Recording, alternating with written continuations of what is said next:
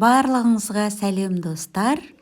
Сіздермен осындай дәмі керемет үгілмелі күлше дайындаймыз. Менімен бірге болыңыздар. Алдымен қажетті заттарды дайындап аламыз. Бізге қажетті қант, жұмыртқа, ерітілген сары май, қопсытқыш және ұн қажет. Алдымен ыдысымызға ерітілген сары майды құямыз. Қантты саламыз, жақсылап венчикпен араластырамыз.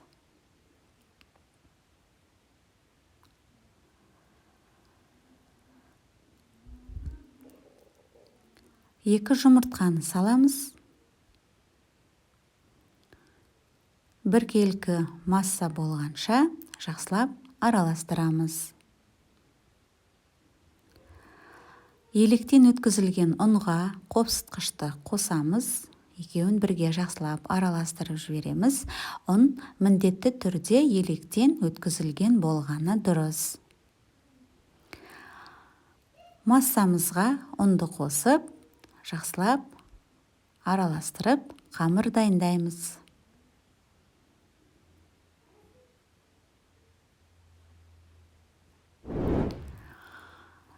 Аздаған шоколад қосып жіберсек те болады.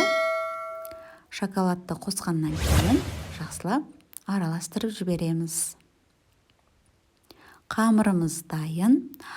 Осындай мешочекқа қамырымызды саламыз.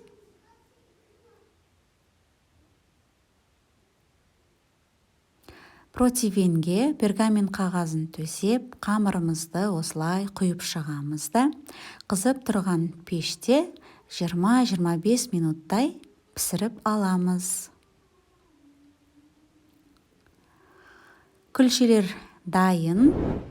Достар, менің каналыма тіркеліп, лайк басып, тіркеліп қойыңыздар. Ас болсын.